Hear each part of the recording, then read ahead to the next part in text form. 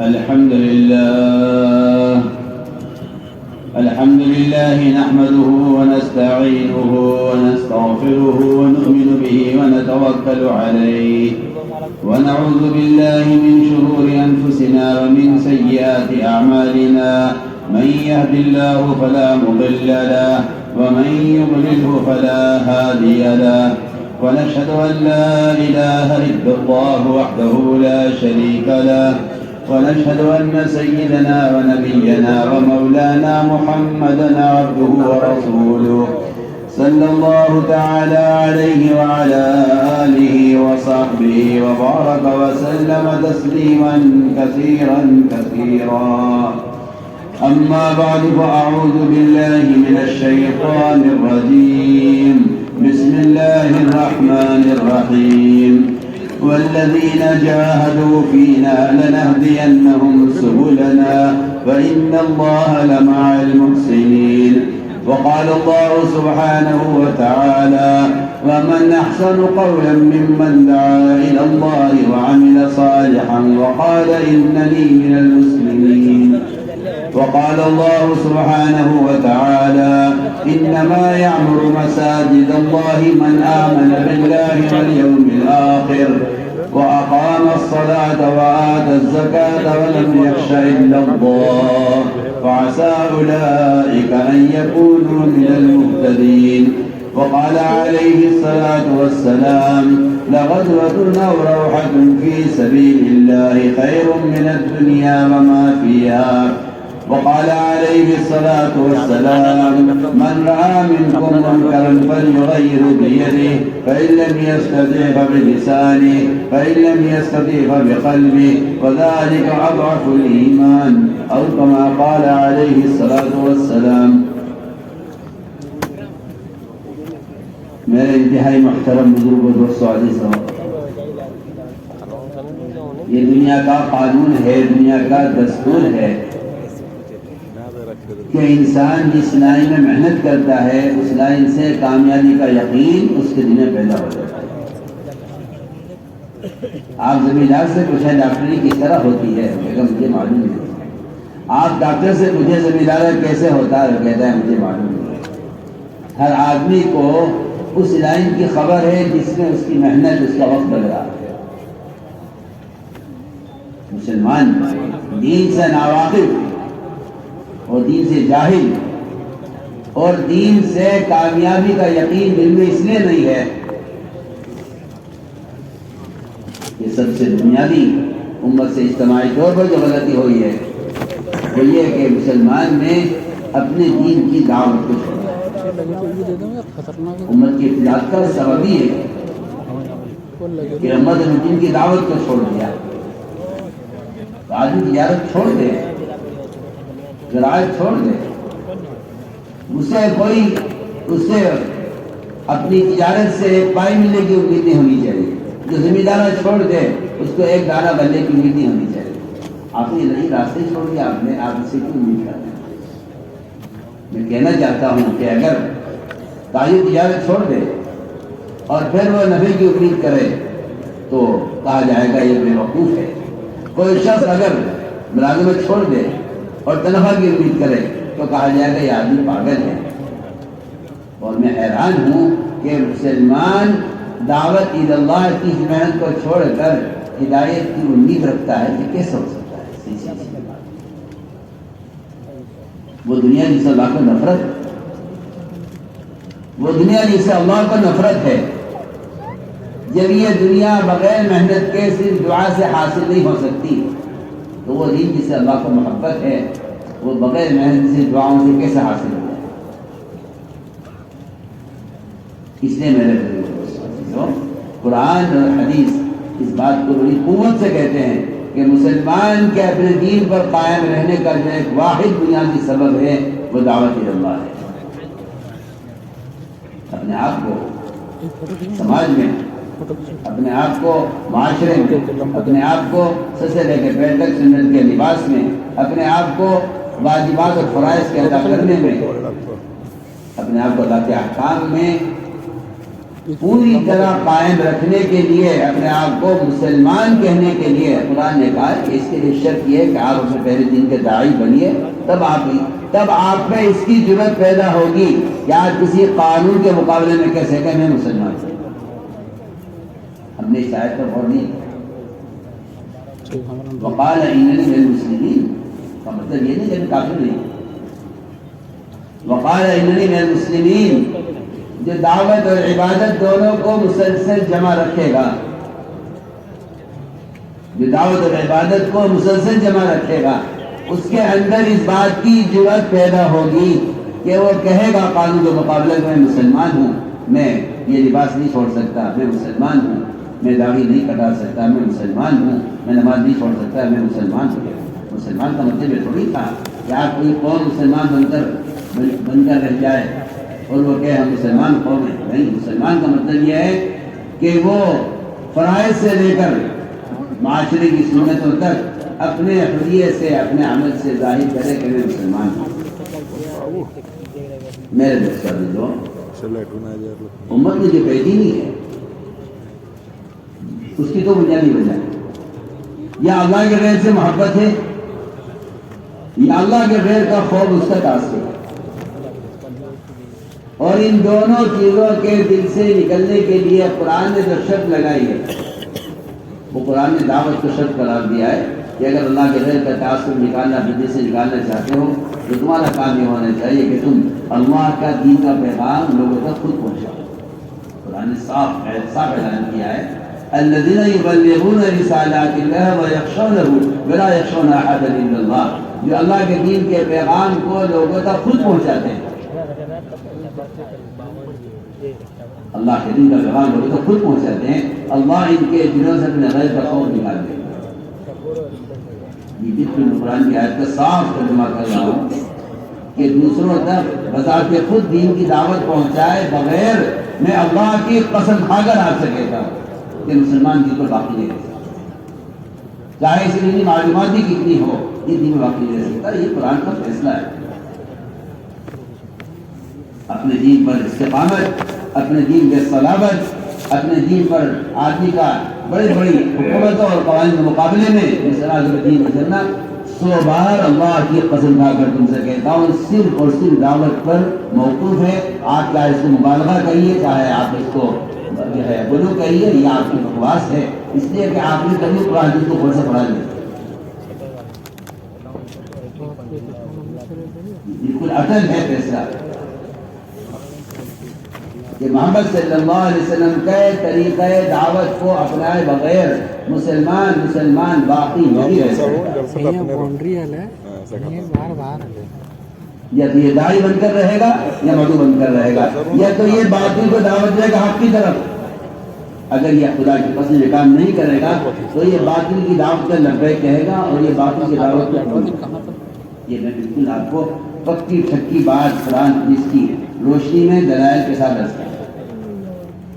آپ سمجھتے ہیں تبلیغ نکلنا سے دین سیکھنے کے لیے؟ سوچیے، آپ یہ سمجھتے ہیں کہ دعوت کیا نا دین سیکھنے کے لیے؟ دعوت اللہ اکبر، اس سے بڑی مسلمان کے پاس کوئی دفاعی طاقت نہیں ہے۔ سب سے بڑی دفاعی طاقت اگر مسلمان کے پاس ہے تو اپنے دین کی دعوت، اس سے بڑی کوئی طاقت نہیں۔ اللہ تعالیٰ نے جس زمانے میں بھی باطل کو مغلوب کیا ہے اس کی بنیادی وجہ سے یہ ملتی ہے قرآن حدیث میں کہ مسلمان اپنے دین کی دعوت کر پائے ہیں۔ اس لیے ساری اقوام باطلہ جھکی ہیں ان کے سامنے، کیونکہ قرآن کا فیصلہ ہے۔ قرآن نے شرط لگا دی ہے، میں تو کافی بن کر کہہ رہا ہوں، قرآن نے شرط لگا دی ہے ان تنصروا اللہ ینصرکم ویثبت اقدامکم، اگر تم اس کے دین کے داعی ہو، میں ترجمہ کر رہا ہوں جس طرح قرآن کا آپ غور سے سنو، اگر تم اس کے دین کے داعی ہو تب تو وہ تمہاری مدد کرے گا باطل کے خلاف اور تمہیں تمہارے قدموں کے تیبت جمائے رکھے گا۔ یہ میں جو کہہ رہا ہوں مولانا صاحب کا ایک محفوظ ہے، سمجھتے تھے اپنی ذات سے پورے دین پر چلنے والا شخص دیندار تو ہے، دیندار دین کو مطلب دین کا مددگار نہیں ہے، دیندار ہے، نماز پڑھتا ہے، روزہ رکھتا ہے، حج کرتا ہے، زکوٰۃ دیتا ہے، سارے اخراج پورے کرتا ہے، سارے واجبات پورے کرتا ہے. میں کہتا ہوں کہ کوئی گناہ بھی نہ اس سے ہو اور یہ ساری چیزوں کا اہتمام کرے. مکمل نیک آدمی ہو، دیندار. مطلب سمجھتے کہ یہ آدمی دیندار ہے مگر دین کا مددگار نہیں. مدد تو موقوف ہے دین کو دنیا میں قائم کرنے. اس لیے اس بات پر سب غور کرتے کہ مسلمان کے پاس اگر یہ دعوت کی دفاعی طاقت نہیں ہے تو بس باطل اس کے معاشرے پر بھی غالب آئے گا، اس کے فرائض پر بھی غالب آئے گا، اس کے پورے دین پر غالب آ جائے گا. مسلمان یہ کہ دین چھوڑنے کا کسی کیا کریں، نہ حالات ہیں، نہ ماحول ہے، نہ ہماری حیثیت ہے، نہ ہمارے اندر طاقت ہے. ہم کیا کر سکتے ہیں؟ کہیں جا نہیں سکتے اور یہاں دین پر چل نہیں سکتے. لہٰذا یہ غیبی ان تمام مددوں سے بالکل محروم ہو کے رہ جائے گا جو کبھی مدد دعوت پر نازل ہو. آپ کو چاہیے کہ صحابہ کی سیرت پر غور کریں کہ جب تک یہ امت اپنی کی دعوت کو لے کر پھرتی رہی، یہ بادشاہوں سے اس طرح بات کی کسی غلام سے بات کی. اس لیے ہم نے عرض کیا کہ دعوت ہے اصل بنیادی فریضہ اپنے جیون استقامت، جس کا خاصہ یہ ہے حضرت ثانوی رحمۃ اللہ علیہ کے بدولت میں ملتا ہے کہ جس چیز کو اپنے اندر پیدا کرنا چاہتے ہو باعتبار کمال کے، باعتبار حقیقت کے، اس کی دعوت دوسروں کو دو. یہاں تو ایک جہالت اور ایک بیوقوفی عام ہو گئی ہے لوگوں میں کہ جو آدمی عمل نہ کرے وہ دعوت نہ دے، کیونکہ وہ خود عمل نہیں کرتا، دعوت کیسے دے گا؟ اور قرآن کو غلط سمجھنا، غلط بیان کرنا اور اسے دین بنا کر پیش کر دینا، لِمَ تَقُولُونَ مَا لَا تَفْعَلُونَ، کیا آپ اس کام کو کرتے نہیں سے کہتے کیوں ہو؟ یہ تو صحیح. یہ کہنا جس کام کو آپ کرتے نہیں سے کہتے کیوں ہو، یہ بالکل علماء نے لکھا یہ ایسا ہے جیسا کوئی آدمی نماز چھوڑنے کی وجہ سے روزہ بھی چھوڑ دے. ایک آدمی نماز نہیں پڑھتا تو کیا روزہ بھی نہ رکھتے کہ بھائی آپ نماز نہیں پڑھتے روزہ بھی رکھتے؟ آپ نماز تو پڑھیے پھر روزہ بھی رکھ لیں. نہیں، نماز چھوڑنا مستقل گناہ ہے، روزہ نہ رکھنا مستقل گناہ ہے. اس طرح علماء نے لکھا ہے کہ عمل نہ کرنا مستقل گناہ ہے، دعوت نہ دینا مستقل گناہ ہے. کہاں کوئی یہ کہہ دے کہ میاں پہلے آپ عمل کریں پھر دعوت دیں؟ دعوت مستقل خریدا ہے، نماز پڑھنا مستقل خریدا ہے. ایک آدمی نماز نہیں پڑھتا لیکن کسی کو نماز کی دعوت دیتا ہے، اس کے ذمہ دعوت دینا اتنا ہی ضروری ہے جتنا کسی نماز کے پابند آدمی کو نماز کی دعوت دینا ضروری ہے.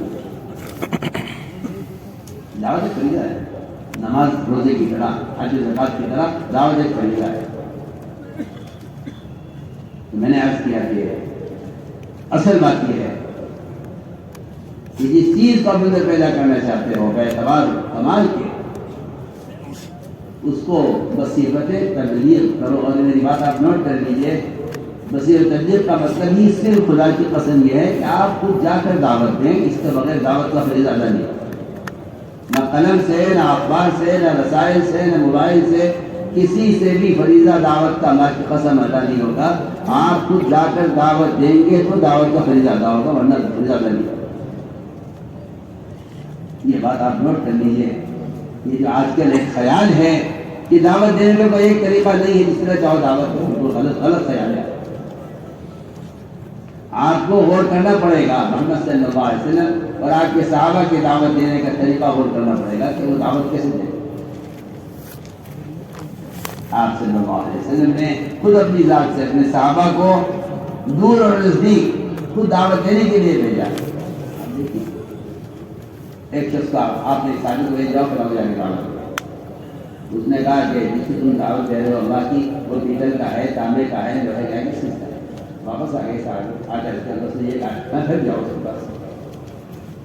یہ ہمارے پاس تم کو بات پہنچا چکے ہو، چھوڑو وہ جانے. ہدایت مقدر میں ہوگی آپ مل جائے گی، نہیں ہوگی نہیں ملے گی، پھر جاؤ. پھر گئے، پھر جا کے کہا پھر نے جواب دیا، پھر گئے، پھر جا کر کہا پھر یہ جواب دیا. آپ بار بار بھیجتے رہے یہاں تک کہ آسمان سے بجلی گری اس پر اور اس میں سے ٹکڑے ٹکڑے کر دیا. ہمیں سمجھ اس زمانے میں لوگوں نے اپنی حماقت سے اور اپنی بیوقوفی سے یہ طے کر لیا ہے کہ دعوت دینے کے لیے خود چلنا پھرنا کوئی ضروری نہیں ہے. وہ تو اس زمانے کی بات ہے جب اسباب وسائل اور ذرائع موبائل نہیں ہوا کرتے تھے، اس لیے لوگ چلا کرتے تھے. تو بات پہنچانے کے ذرائع ہیں، پھرنے کی ضرورت ہے. میں حیران ہوں اس بات سے کہ کوئی ذریعہ بات کے پہنچانے کا آپ کو دعوت کے فریضے سے کیسے روک سکتا ہے. سوچیے. میرا سوال ہے، سب سے ایک سوال ہے، اگر کوئی مشین ایسی تیار ہو جائے جو نماز کے سارے ارکان ادا کر دے، تکبیر تحریمہ سے لے کے سلام پھیرنے تک، کیا آپ کہہ سکتے ہیں کہ مشین نماز پڑھ لے گی، مجھے کیا ضرورت ہے؟ ہو سکتا ہے؟ بتائیے کیا خیال ہے آپ کا یہ کہنا کہ دعوت اور کے ذرائع اور بھی ہے بات کے پہنچانے کے. میں آپ سے سوال کر رہا ہوں، آپ میرے سوال کے جواب دیجیے. اگر کوئی ایسی مشین تیار ہو جائے جو نماز کے سارے فرائض ادا کر دے، اور کوئی مشکل نہیں. آج کل کے زمانے میں ٹیکنالوجی ترقی کر رہی ہے. اگر وہ ایک ایسی مشین بنا دیں جو رکوع بھی کرے، سجدہ بھی صحیح کرے، اس میں سے قرات کی آواز بھی آئے اور تسبیحات بھی پوری کرے، سب کچھ کرے، بتائیے آپ کہہ سکتے ہیں کہ ہاں نماز ادا ہو گئی، میں اس مشین کے ذریعے نماز پڑھی؟ نہیں، آپ کے بدن کا استعمال نماز ہے. ہم کہتے ہیں آپ کے بدن کا استعمال دعوت. یہ سب سے بنیادی فریضہ ہے. اور میں صاف کہہ دیتا ہوں آپ سے، اور یہ بات آپ نوٹ کیجیے گا اور یہ بات آپ یاد رکھیے گا کہ خود دعوت دیے بغیر ایمان کی تکمیل نہیں ہے. سب سے بڑا فریضہ اسلام ہے، وہ ایمان کا فریضہ ہے. اور اس کی تکمیل خود جا کر دعوت دیے بغیر اس کی تکمیل نہیں ہو سکتی.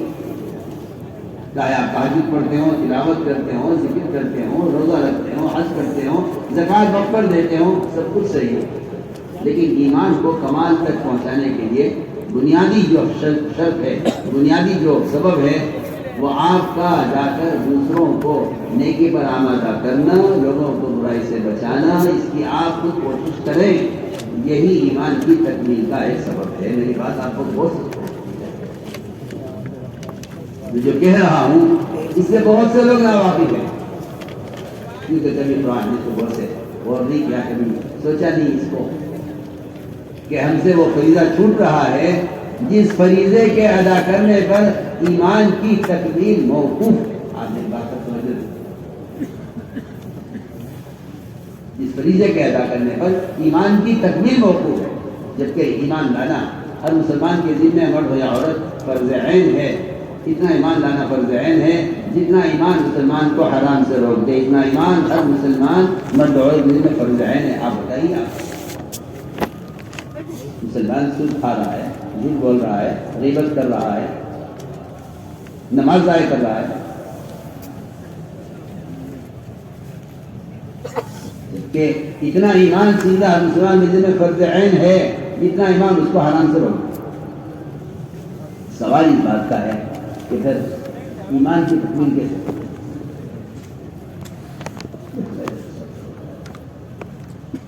ایمان کی تکمیل کے لیے صحابہ کرام کا ایک معمول ہے. ہم تبلیغ کے کام کو ایک تنظیم اور ایک تحریک اور ایک تبلیغی جماعت کے طور پر سوچیں گے. ایک جماعت ہے جو کام کر رہی ہے، جماعت نے کام کر رہی ہے. یہ سوچ بہت سچی سوچ ہے، یہ بہت سچی سوچ ہے. اصل بات یہ تھی کہ امر بالمعروف نہی عن المنکر کا فریضہ جو ہر مسلمان مرد عورت کے ذمہ فرض عین ہے، اس کو مسلمان اس ارادے سے ادا کرے کہ اس سے میں اپنے ایمان میں کمال پیدا کرنا چاہتا ہوں. میں آپ سے بہت آسان بات ہے، ہر مسلمان. آپ گھر کو تبلیغ جماعت کا کام سمجھیں، میں حیران نہیں رہا. آپ گھر کو تبلیغی جماعت کا کام سمجھیں. آپ مسجد میں لا کر ایمان گھروں میں لوگوں کو جوڑنے کو تبلیغ جماعت کی تنظیم اور تحریک سمجھیں. یہ آپ کی بہت ناسمجھی ہے، یہ آپ کا بالکل غلط ہے.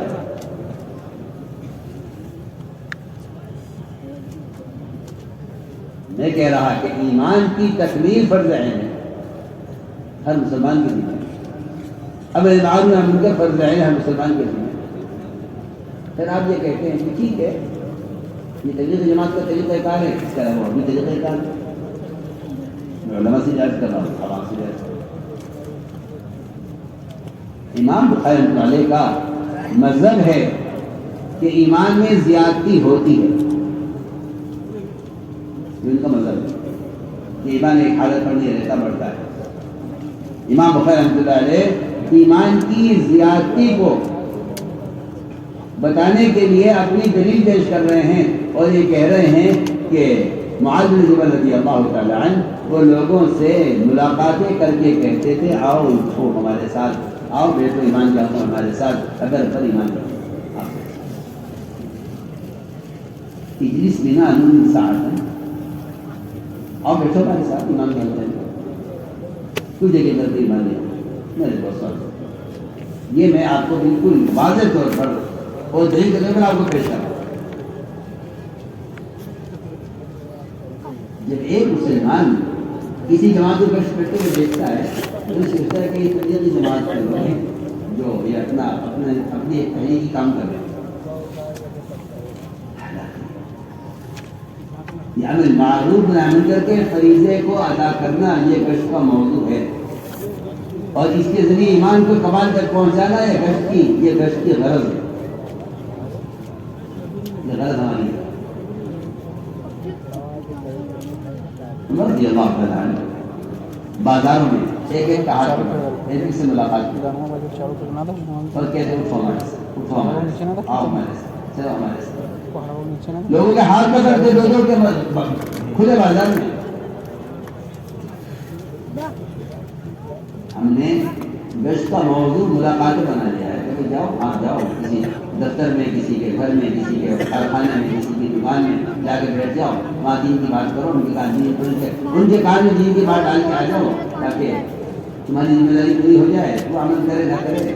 میں حیران ہوں آپ کے اس گشت سے, اور میں حیران ہوں آپ کی سوچ سے, جبکہ گشت کا مقصد یہ ہے, اپنی بات کو توجہ دینا ذرا, گشت کا مقصد یہ ہے کہ ایک آدمی کسی کنویں میں کسی گڑھے میں گر گیا ہے, اگر آپ اس کو نکلنے کی ترغیب دے کر آ جائیں کیا خیالات کی اس کی جان بچ جائے گی؟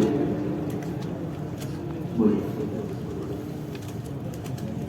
ایک آدمی کسی گڑھے میں گر گیا, کسی کنویں میں گر گیا, آپ اس کنویں پر جائیں, اس گڑھے پر کھڑے ہو کر اس کو نکلنے کی ترغیب دے کر آ جائیں, بتائیے کیا اس کی جان بچ جائے گی؟ کیا خیال ہے؟ بنیادی بات کیا ہے؟ گشت کا موضوع ہے کہ یہاں سے آپ اٹھیے, ہمارے ساتھ چلیے, ہمارے ساتھ آئیے. خود بنا اس بنا تعال بنا یہ الفاظ صاحب کرام کے گشت برائے نہیں کا کام ہے. آپ اس کو 70-80-90 سال پرانا کام سمجھتے ہیں, کیا شروع ہوا ہے سے کھل کر کے.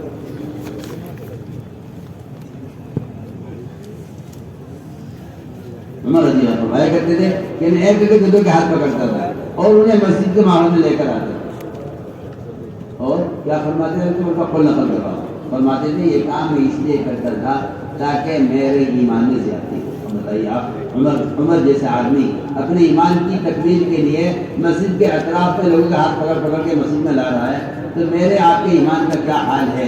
بتائیے اس بارے میں کیا خیال ہے آپ کا کہ میرے لیے یہ کام کتنا ضروری ہوگا جو میری حالت ہے میرے دین کی اور میرے ایمان کی. اور وہاں وہ عمر بن خطاب نہیں بات ہے کہ میرے بات ہے کہ نبی ہو سکتا, عمر نہیں ہو سکتا کہ آپ نے فرمایا.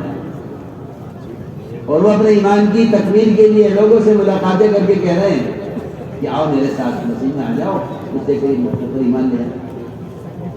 میرا میں کئی بار کر رہا ہوں کہ یہ جو مسجدوں میں ایمان کے لوگ قائم کرتے ہیں, لوگوں سے ملاقاتیں کر کے انہیں مسجد کے حلقوں میں ایمان کے حلقوں میں لانا اثر بات نہیں کہ دلوں سے اللہ کے غیر کا تعصب نکالنا ہے. جس کا موضوع ہے